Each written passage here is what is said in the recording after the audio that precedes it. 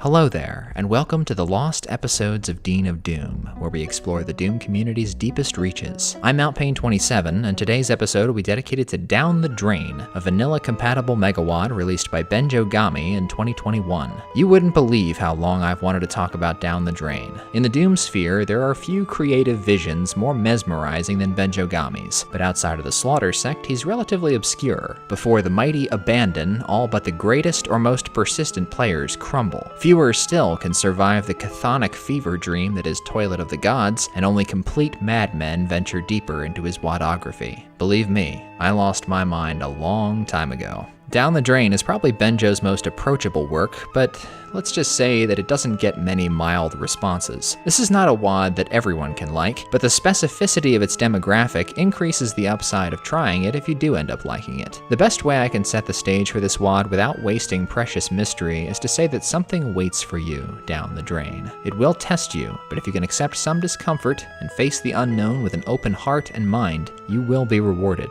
It also happens to be really goddamn fun. So, today we're keeping all the standard Dean of Doom rules, but I did invoke It's Just Not Worth It once or twice. I played Down the Drain on Z-Doom with Doom strict compatibility. For one map in particular, this might annoy the purists, but I don't care. Now to the wad. Map 1, From Unknown. Extraordinary wasn't the word that came to mind when I first strolled through this blocky valley, but From Unknown is one of the finest openers I know of because it encapsulates everything this megawad is about and stays fresh even on playthrough 4. Benjogami prefers breakneck rocket slinging to steady super shotgunning, his zany secrets are always godsends, and the roaming cyber demon always keeps me guessing. The only ingredient we're missing is archviles. Don't worry, they're coming. From Unknown is aggressive for a map 1, which might lead you to believe Benjogami takes monster placement as unseriously as his texturing.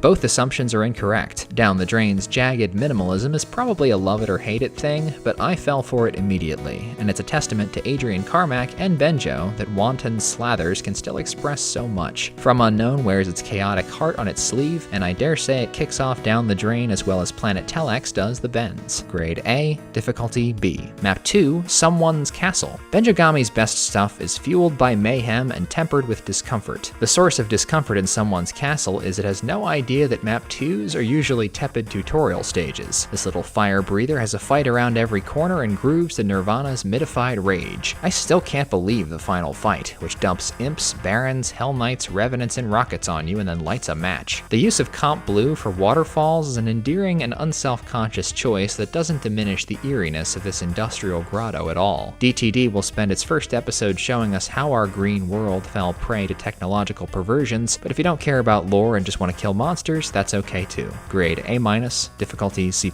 Map 3, Private Island. I promise I don't live under a rock, but Private Island introduced me to Radiohead's High and Dry, and that's a big reason why this map lives in a warm part of my memory. Apparently, this tropical retreat is owned by archviles, and they'll complicate close quarters encounters if you let them scramble. Find yourself someone who loves you as much as Benjogami loves the rocket launcher. It's such a blast to unload explosives on regular-ass fights, and Benjo lets you do this all the time. If you're looking for a pick-me-up, check the Well of Souls, and there's a plasma laying around here somewhere, but I didn't find it and didn't need it. Restless, nostalgic, and comparatively lightweight, Private Island always whisks me along and leaves me with a bittersweet feeling. Grade A-, difficulty C. Map 4, Kick the Can. It almost can't get simpler than this. Kick the Can is a chunky quarry which can only be escaped by touching water circles enclosed within geological O-shaped elevators. What a sentence. The first one can be reached from a cliff at the end of this tunnel, and the rest can be triggered in order, assuming you can skirt the monsters trickling out of each water spout. This map looks like it could have taken 15 minutes to make, but its free-form attack makes each playthrough different, and Benjogami offers 2 checkpoints to improve your quality of life, which demonstrates a lot more than 15 minutes of thought. Kick the Can's naked abstraction, combined with MIDI Tom York pouring his heart out, invents emotions we haven't discovered yet. Grade A-, difficulty B-. Map 5, Rolling Down. Rolling Down is an intimidating ditch swarming with foes and shaped like an arachnid Megatron without its undercarriage. The cinematic MIDI, need for better weaponry, and blockades of boneheads, barons, and cacos in hot pursuit make the climb plenty tense, but there's an avalanche primed at the top. 50 rockets is barely enough to stem the tide of 6 archviles and their hodgepodge of heavies, and ammo is not allotted for the 44 lost souls trapping the fake exit switch, which neither needs nor wants to explain itself. The audacious ending and nervy atmosphere stick with me. Grade B+, difficulty B+. Map 6, Baloney Town. Every minute of this ramshackle hamlet shootout is delightful. I might be an even bigger sucker for primitive Doom cute than I am for the regular kind. Baloney Town's impression of podunk Americana is like a rough draft of Doom City with more anger. The entire town is rigged to blow, so think long and hard before you touch keycards. Red is in the grocery store, blue is in the Cyberdemon body shop, and yellow is sitting on the Weaver's easy chair. Touching the living room painting will lower the TV set, which teleports you out to the crackhead's house. 5 strung-out archviles and their cronies live there, so make sure you're packing heat. The rocket launcher and mega speedball down in the basement are more than compensatory for your pains. I played like an old man this time around, but I promise it's a sugar rush to spring all the traps at once and flee to the crack den for safety. Grade A, difficulty B+.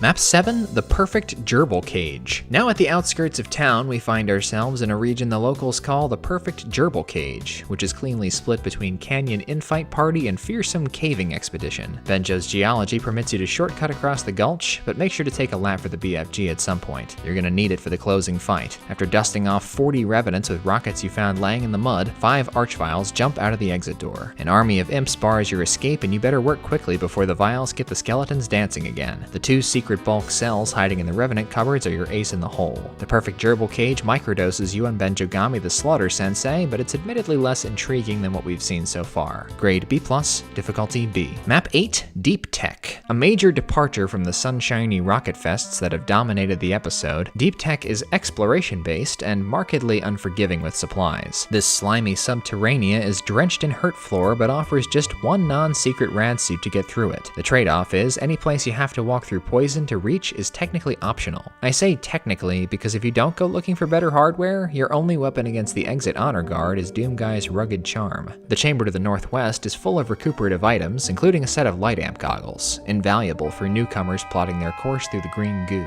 In the misaligned brick outpost, you'll find chain guns, plenty of bullets, and the exit keep portcullis switch. From here, the Green River leads to a rocket launcher, plasma rifle, and the most glorious hoedown in DTD so far.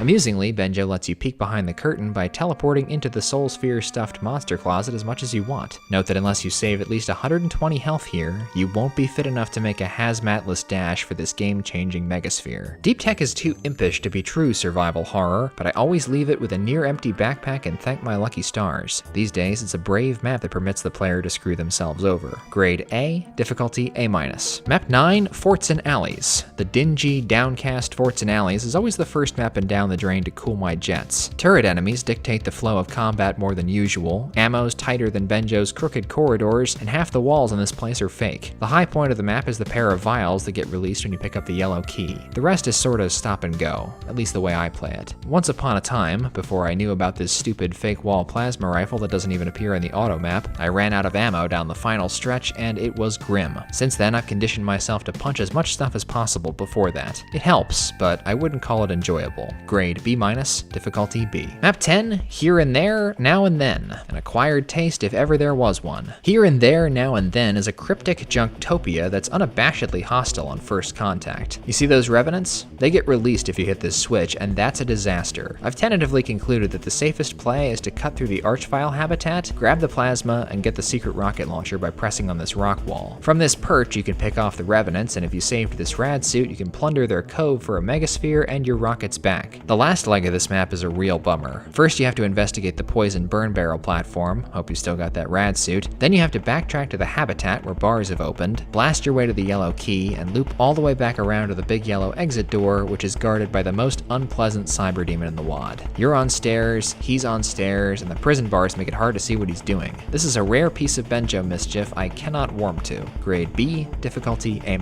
Map 11, Cache Raiders. This vibrant combat ecosystem applies just enough pressure to disrupt the starting equilibrium and set the pendulum in motion. Every action in this map has an equal and opposite reaction. All the armors and medikits are sitting in this depot, but each transaction opens 4 sleeves of Hell Knights, ramping up the pressure on your flank. Taking the SSG triggers a wave of imps and pinballing cacodemons. The rocket launcher, another wave of imps and an archvile. There's even a give and take to this nasty pitfall. You can fall in here by accident, or go through some pain, drop right onto the chain gun, and open up this wall to reach a soul sphere. Making the player rush into danger to get the resources they need to combat it is a delicate calibration, but Benjo nailed it. Grade A, difficulty B+.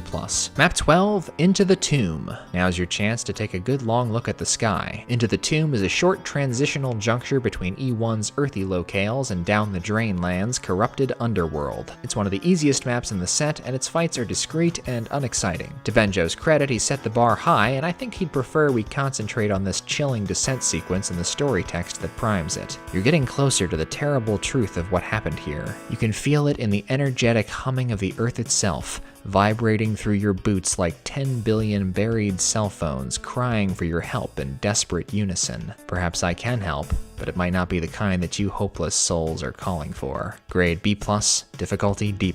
Map 13, Vet and Process. I think this is one of my favorite maps ever. I know, it's just 2 blocky rooms full of obnoxious strobes, oscillating platforms, crushers, and some puke-worthy misalignments, but the combat is maniacal. The first room unleashes a pack of freaks you can lead into the Thresher's teeth to make strawberry jam, and the second room blossoms into a 4th of July grand finale when you hit this switch.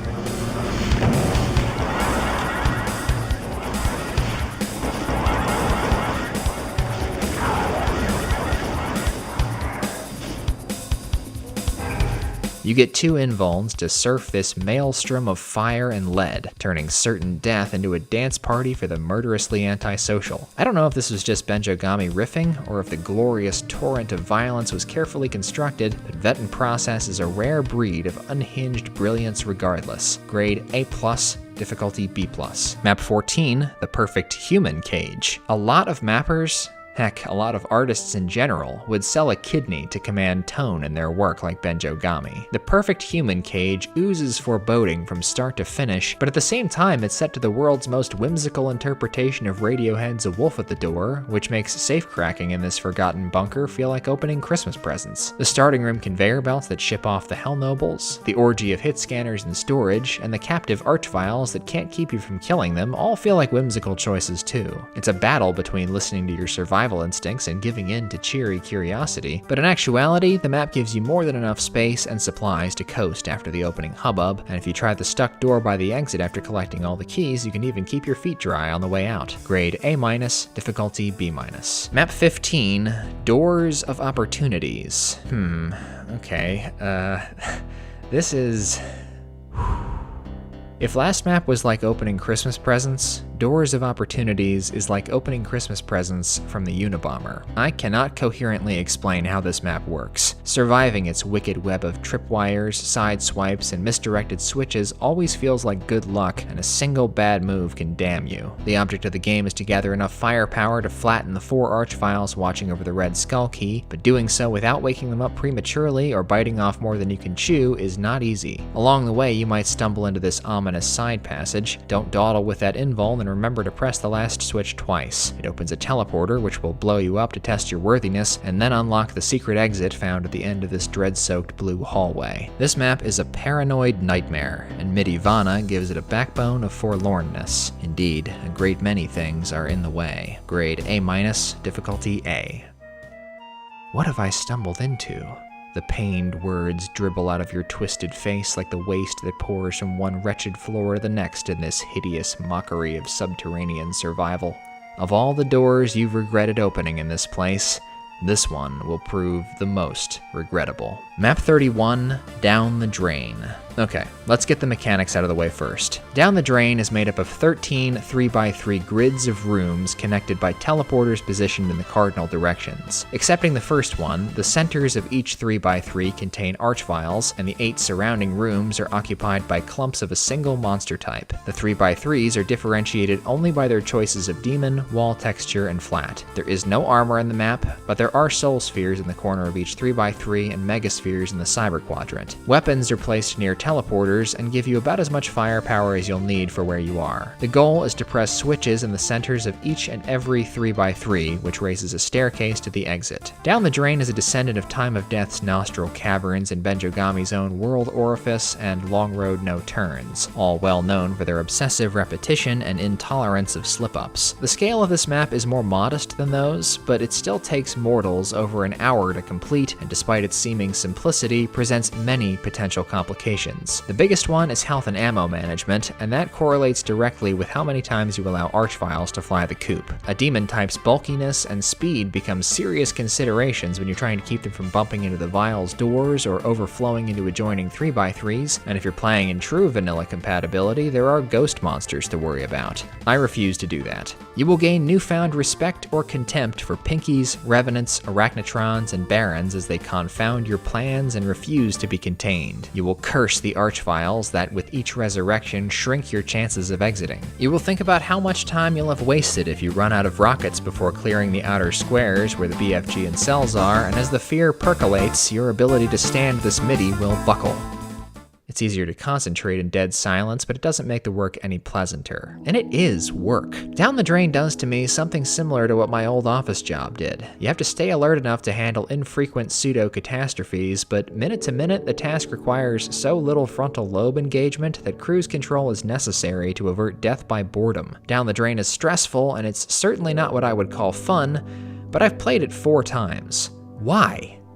Well, I have some theories. Artistically, Down the Drain appeals to me as an anti-compromise statement. I can almost always respect a unique vision, even if it doesn't make me feel good, because I think we humans ought to explore our expressive capabilities to the fullest, but I know I won't automatically like all of those expressions. Down the Drain's premise tickles the part of me that responds to orderliness and routine. There's a certain beauty and rhythm to the process of cleaning out rooms. Indeed, it does feel like cleaning. And while most of us wouldn't jump for joy at the prospect of scrubbing our bathtub or vacuuming the house, it does end up feeling pretty good when we do. I also appreciate that Down the Drain makes me think about why I'm doing what I'm doing. I don't really play Doom for fun anymore. I play it because it gives me insight into human nature to see different creative interpretations of this old game. Fun is often a byproduct of that process, but it's not required, especially when eliminating fun delivers me to a new perspective. Down the Drain throws the curtain wide on the whole process and says, "You like Doom? Here's some Doom for you. Get guns, open doors, kill monsters. Now f*** off." It's such a bare-ass deconstruction that it makes me laugh, and given the story text and Benjo's wry treatment of the map in Doom World posts, I think its nihilism is tongue-in-cheek. There are no mild opinions about Down the Drain, and I think that's proof enough of its significance, but if that defense doesn't satisfy you, then how about this? I guess I just like it. Grade A, difficulty X. Map 32, World War I.wad. Johnny Romero, get your gun. Seemingly designed to simulate hitting random file on the id Games archive, World War I.wad is designed to kill you immediately if you just came in from Down the Drain, and forces you to die by trench foot on your way out, so continuous players beware. If you can avoid falling in a death pit, getting caught on barbed wire, or taking a howitzer to the face, there's a minute or two of fun to be squeezed out of mowing down infantrymen. Taking out the artillery is not worth the shell shock. Cute idea, unpleasantly executed. Grade C-, difficulty C. Map 16, Vidhead. Just so you guys are aware, the Down the Drain that gives a shit about entertaining you will be on break for the next few maps. Vidhead is unabashedly hideous, neurotic, and unyielding. You'll have absolutely no idea what you're doing in a first playthrough, but the goal is to activate 3 switches lost in the bitter ends of poison ducts and buried in battery acid ravines. Each one reveals a new firing line of hit scanners in the starting room, and then 3 archviles. You are target practice. After all that, you probably won't know you needed a blue key to exit, but you saw it in the chain gunner's cage down here. Using Wonderland logic, you'll deduce that you need to open up a wall and the poison schmutz on the bottom, kill a mancubus, and enter the cage from behind. It's tantamount to a mandatory secret, but at least Benjo gives you an extra rad suit. On Dean of Doom, you can get away with rudeness if you commit to it enough, and Vidhead is pure punk rock. Grade B+, difficulty A-. Map 17, Passive Social Test Lab. Here we go!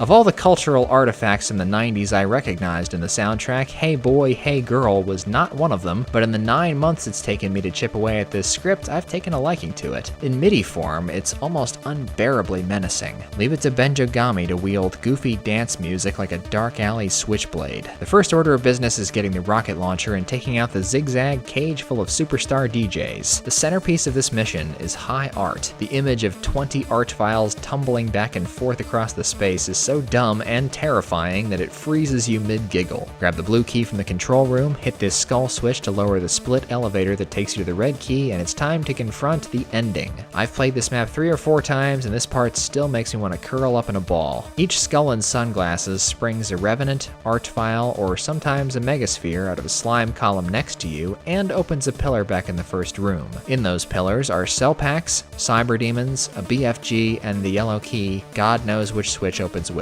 The stomach-sick horror of pressing too many wrong switches, running out of ammo, and then bumbling into a wall of arch files at the exit is indescribable. Cowering between oozing gray tall and a block of yellow while some cyber demons I've coaxed into this room chop down the vile horde is about as pants-pissing as a grizzly bear sniffing at the foot of your tent. Passive Social Test Lab is one of the most viscerally frightening, intense, demented, and imaginative maps I have ever played. I don't think I've ever been more on Benjogami's wavelength, and it's a hell of a feeling. Grade A+, difficulty X-. Map 18, Slime Activation Facility. The only natural way to follow a thing like Passive Social Test Lab, Slime Activation Facility bops along to ABBA while you navigate a layout shaped like a boy who's either mutating or simply alarmed by the growth on his left arm. The automap art doesn't really serve or detract from the map's conceit, which is to turn the environment against your foes before it consumes you. 4 rad suits must be sufficient. You'll find 2 in the boy's head, which contains pairs of pinkies, hell knights, barons, and cyber demons. Hit the switch and hurry to the blue key for best results. This constitutes a breather in Benjogami's universe, and it's a wisely placed one. He could hardly hope to outdo Map 17's audacity, and cruising into 19, a refill on patience is necessary. Grade B-,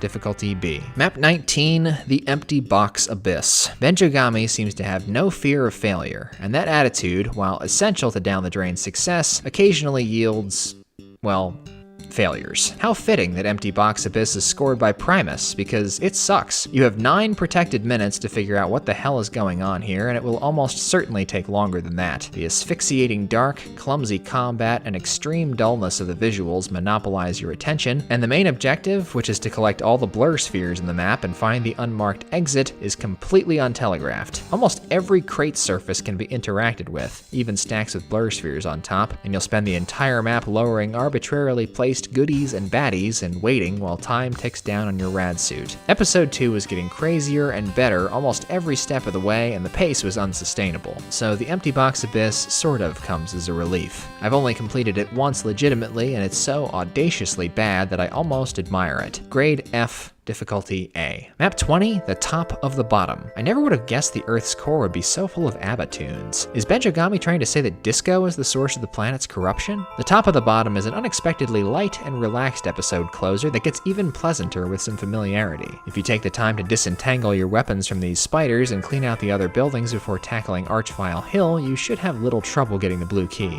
The megasphere on the exit tower is a reset for a very uncomfortable cyber demon encounter. It's a bad idea to spar with him in the exit room, but if you can make him descend the elevator and pick a fight with the barons, you can slip past, jump to the BFG, and lure him to the ground floor to finish him off. Sequences like this expose the neuroticism of the entire UV Max concept. At least I know what I am. Grade B, difficulty B. Map 21, Niven's Ravine. It would seem that throwing Map 20's exit switch spirited you away to hell and reanimated this cyber demon, who apparently specializes in guarding exits awkwardly. To get a head start on pressure washing this canyon, hop into the lava, find this cave, and raid the Mancubus's house for a super shoddy and red skull, which unlocks an early rocket launcher. Niven's Ravine is packed with big money secrets like these, and finding all 7 gives you ample insurance to play aggressively. I feel like a wuss for using the invul behind the fire blue curtain to bypass Cybe, but it's a treacherous fight without it. Unexpectedly, the hell maps are some of Down the Drain's most conventional looking, and the straightforward guns blazing of Niven's Ravine plays like a detox from your underground reconditioning, but don't let that fool you. With Benjogami, strange never sleeps. grade A-, difficulty B+.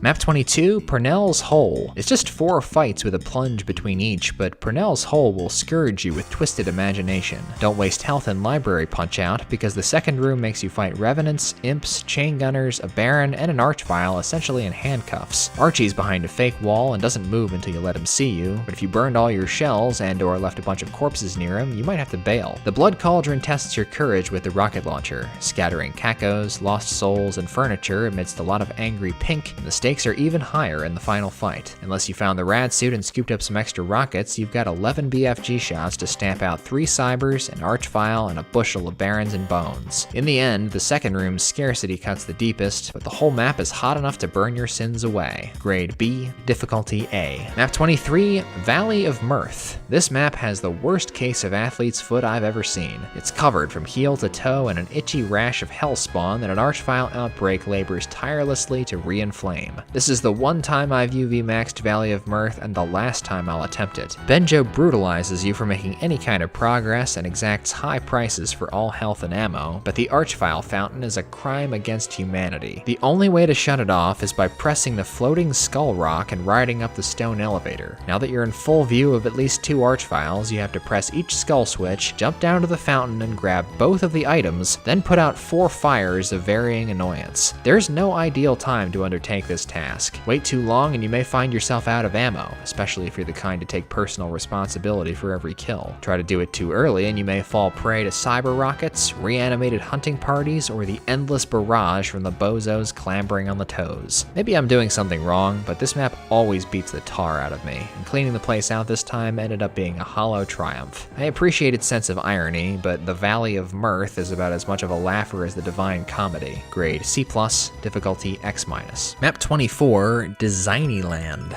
Oof. At the confluence of Sandy Peterson, Hell Revealed, and the science fiction of Jerry Purnell and Larry Niven, the atrociously punned Designyland is a sprawling discouragement park where all the costumed employees want to rip your head off. Its intimidating nonlinearity, calculated unfairness, constant balance beaming, and maddening MIDI drive up the dread factor, but like the chasm, it's chameleonic and addictively strange. The abundance of dead ends, inescapable pits, weird pockets to delve, and slippery fights prone to teleporter-induced spillage make thousands of different exits and demises possible. I never even laid eyes on the Blue Key before this episode. It and this secret plasma cove require blind leaps of faith to land on, and neither are required to exit. It's difficult to discuss a map that I hardly know how to complete. It leaves you in a state of semi-paralysis, tempted by a dozen possible avenues and a whole drainage ditch of blood to poke around in. Anxieties about making wrong turns are completely founded. Almost every consequential fight requires at least the rocket launcher, and the brick wall of barons guarding it will shatter a player unwilling or unable to face it head on. Treacherous as it is, I forgive Designyland for the same reasons I admire Sandy's Map 24, but it still intimidates me. Grade B+, difficulty A+. Map 25, The 3 Buffets.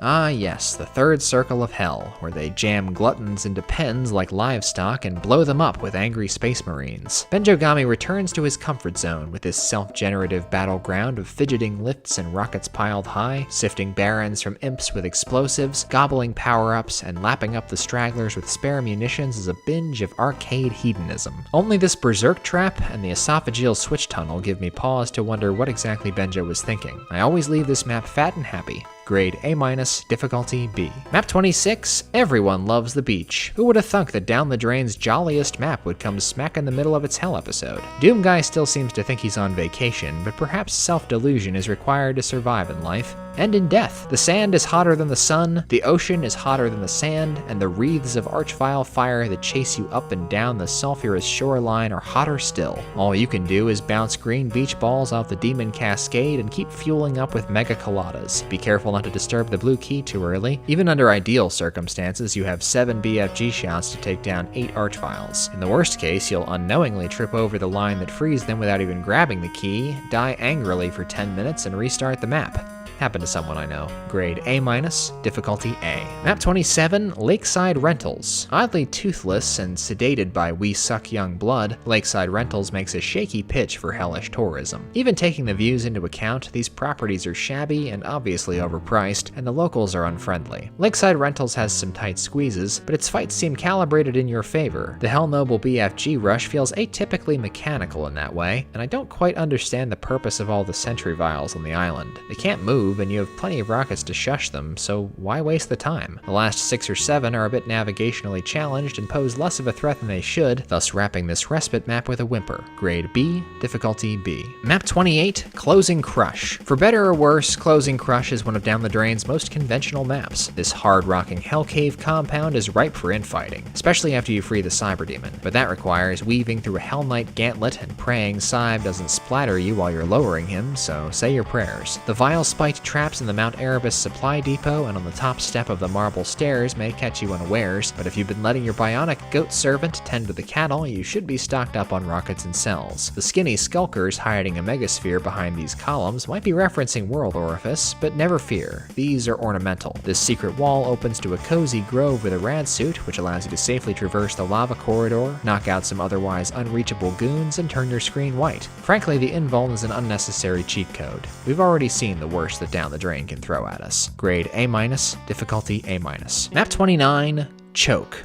2 households, both alike in dignity, in fair hell where we lay our scene, from ancient grudge break to new mutiny, where civil blood makes demon claws unclean. I don't want to say Down the Drain is better than this, but Down the Drain is better than this. Choke is obscenely gimmicky. 80 Revenants versus 80 Hell Knights, Cyber Montague and Cyber Capulet hiding in their respective keeps, MIDI Radiohead moaning from the speakers, and a smiley face invuln hiding in a random ash wall. I have not batted an eye at Benjo's automap art, levels made entirely out of boxes, doors, and rooms full of the same monster, or any of his musical selections, but this level of kitsch takes me out of the wad completely. I guess postmodern detachment is to be expected of a shovelware wad that channels everything 90s, but I expected a much more vengeful Map 29 after what Down the Drain's midsection put me through. Don't fall in the moats and you'll be fine. Grade C, difficulty B+.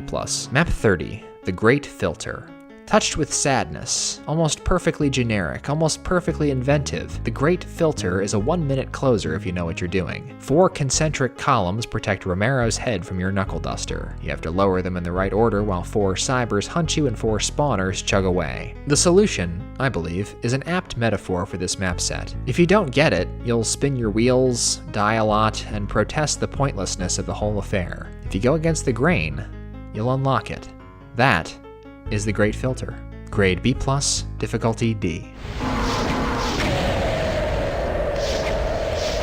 So, Down the Drain is a nostalgia trip for a time that nobody ever really experienced. Its ramshackle D-Zone aesthetic and greatest hits of the 90s soundtrack invoke early Doom mapping, but Benjo infuses his maps with a fickle spirit that belongs to no particular time. It flits without warning from geniality to hostility and back again, tormented perhaps by something deep within. I've never played a WAD with such an elusive temperament, and its tonal overlap of random mid-games, creepypasta, disco, Dadaism, and lurking David Lynchian evil is inimitable. I do want to make sure I cut through all the artsy mucky-muck to emphasize that this is an incredibly fun megawad if you're not the type to be put off by rocketphilia and raggedy visuals. Though undoubtedly experimental, Down the Drain is Benjogami at his most accessible, and his brand of raw, almost carelessly volatile combat approaches true originality. This has been on my must-cover list for almost 3 years, and while it gives me great satisfaction to finally make a monument to this megawad, I think DTD benefits from obscurity and unwitting discovery, so tell your friends about it,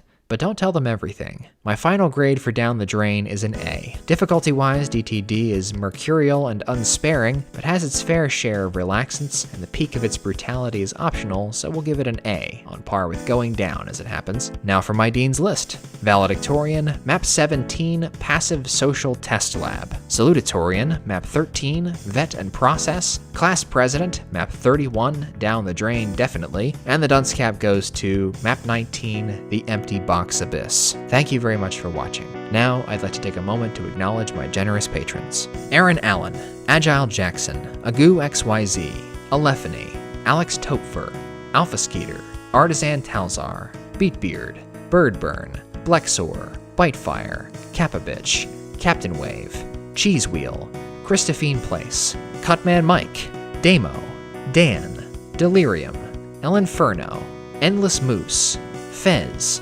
Francis T218, Galaquack, General Roasterock, Gothic Box, Griffin Upchurch, Henners Lenners, Hot Tomato, Idiot Supreme, Jeff Hibbert, Jeremy Francouz, Jimmy Paddock, Josh Ballard, Jude, Just Some Schmuck, Just Great 98, Killplane, Quan, Large Cat, Lexi Max, Lumnal, Livin' Dead, Mancubian Candidate, Mark Rowland, Master Drew 117, Matt G, Matthew Gower, McJimbles, Michael Akins, Michael Jensen, Miracle Water, Mixer, Moko Mothman MM47, Mozicon, M. Essex, Mullywiz, Neurometry, Nick XCOM, Number 26, Not Obelisk, NX Avery, Omnibot, Painful Hill 72, Pengarzan, Pezaveng Jaj, Philip Coffey, Foo, Princess Entrapta, Red Doomed Earth, Reese Anderson, Roadworks, Roofy, Salt Bad Guy, Santu Pisonin, Saf Needs Coffee, Sean Grant, Snacker Fork, Some Spoony Bard, SR388, Stonemason, Stupid Nick, Sylvester Priss, Tarakushino, Tavio, The Lippy Server, TJG1289, Turbine 2K5, Velenex, Video Game Lover, Wandering Autumn Leaves, Why Bimo Not a Crab, and William Huber. Thank you. I appreciate you all so much. This is Mount Pain 27, and I'll see you in the next episode of Dean of Doom.